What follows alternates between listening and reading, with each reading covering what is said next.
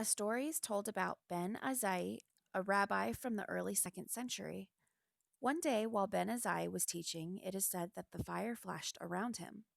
He was setting his audience ablaze with his preaching. When someone asked him what his secret was, he replied, I was linking up the words of the Torah with one another, and then the words of the prophets, and the prophets with the writings, and the words rejoiced as on the day they were delivered from Sinai. And were they not originally delivered from Sinai in fire?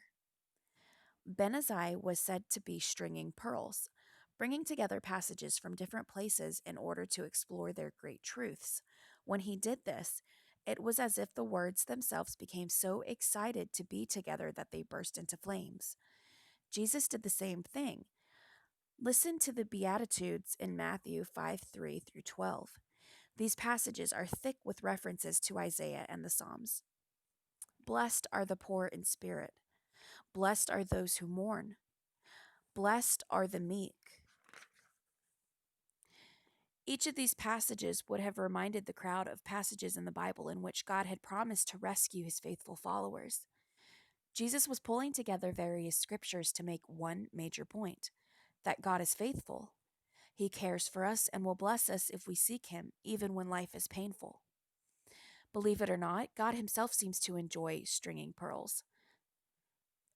Do you remember the scene in which Jesus is being baptized by his cousin John?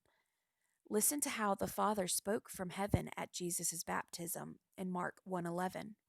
Quote, You are my Son, whom I love. With you I am well pleased. At face value, this seems like a simple, though wonderful affirmation, but it's so much more than that. Did you catch all the references? If not, here they are. You are my Son is from Psalm 2:7. Quote, He said to me, You are my Son. Today I have become your Father. Quote, Whom I love is from Genesis 22:2. Quote, Take your son, your only son, Isaac, whom you love, and go to the region of Moriah. Sacrifice him there as a burnt offering on one of the mountains I will tell you about. Quote, With you I am well pleased is from Isaiah 42:1.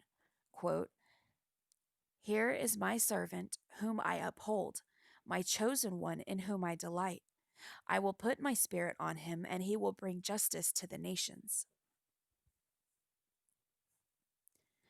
What was God saying by making use of these quotations? To answer this question, you need to know two things: the context from which each passage is drawn and the way in which the people of that time understood the passage. Both Psalm 2 and Isaiah 42 were understood as powerful messianic prophecies. In Psalm 2, God makes a royal proclamation announcing his son, the King of Kings, who would rule over the whole earth.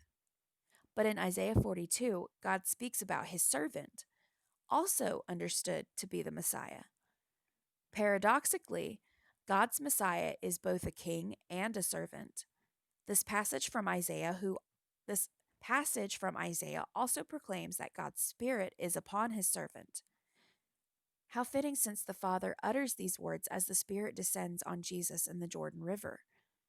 The reference, whom I love, is likely drawn from Genesis 22, one of the most poignant scenes in the Old Testament. Abraham is about to sacrifice Isaac out of obedience to God. Genesis heightens the drama by emphasizing how precious Isaac is to Abraham, foreshadowing the father's own feelings for his only son. When Jesus is baptized in the Jordan, the father is saying, Here is my precious son, my Isaac, hinting at the sacrifice he will soon ask of Jesus. In just 3 brief quotes from the scriptures, God speaks of Jesus as a king, a servant, and his son, who will become a sacrifice. When God